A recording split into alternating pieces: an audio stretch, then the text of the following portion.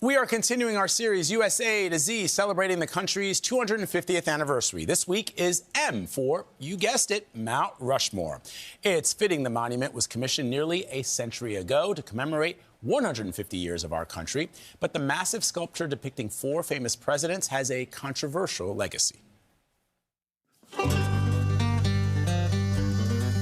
It's one of America's best-known monuments. Who's on Mount Rushmore? Oh my God, I don't know. I don't know. Not even one? Can I have a hint? Or is it? Were they presidents? They were presidents. Oh God. Some dead presidents. Yes. George Washington, Andrew Jackson. I don't know the last one. George Washington, Thomas Jefferson, and 2 other guys. Boy, I'm doing great. Mount Rushmore National Memorial sees more than 2 million visitors a year. But few people we spoke with in New York could tell us much about the 60-foot tall sculpture carved into South Dakota's Black Hills. This is a 6-foot head, and the head on the mountain is 60 feet. Sculptor Gutzon Borglum was hired to design an attraction to bring visitors to the state, a tribute to 4 famous American presidents. George Washington to represent the nation's birth, Thomas Jefferson for its growth, Teddy Roosevelt for development, and Abraham Lincoln for preservation.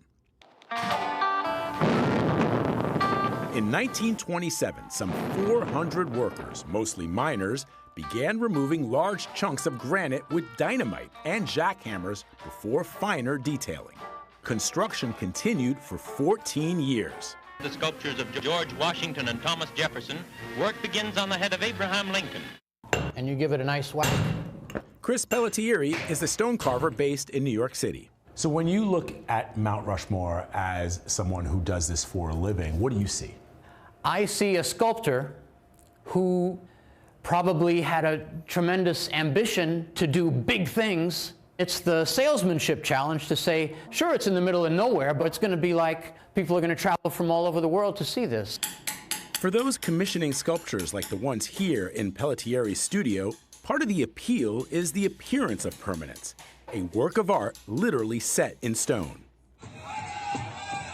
But for the Lakota people, indigenous to the land where Mount Rushmore was built, that permanence can feel more like a scar. This is where we originated. It's like our Garden of Eden. Sitting Bull, Hunkpapa Lakota. Jeffrey Means is an associate professor of history at the University of Wyoming and a member of the Lakota Nation. When I see Mount Rushmore, I have a visceral kind of negative reaction to it because it's a symbol. It's a symbol of oppression that continues for Native nations today. That symbolism is glaring. Borglum had white supremacist leanings and ties to the Ku Klux Klan. And the faces he etched are associated with decades of broken treaties and the seizure of land from the Lakota Nation. As an American, I always loved the wonderful things that these presidents did, but putting it in the sacred heart of the Black Hills, you can't simply say, gee, it's been a long time, why don't you get over it? Though Mount Rushmore's history cannot be erased, for better or worse, in all its complexities, it's become a landmark of American culture that means different things to different people as they gaze upon the colossal facade. Who would you put on your own personal Mount Rushmore? Susan B. Anthony. Okay. Elton John. Oprah Winfrey. Martin Luther King Jr. Elvis. And then Dave Horgan. I play a little guitar, so what the heck, you know what I mean?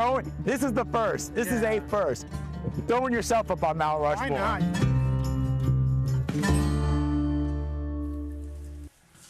That was good, Vlad. That was a nice history lesson. Yeah, I think it's a symbol of America in all of our complexities, Yes. all of the nuance. And Jeffrey says people should still go to visit Mount Rushmore. Yeah. I don't think that we should not. But it is very nuanced. Very- I'd like to very- see it. yeah.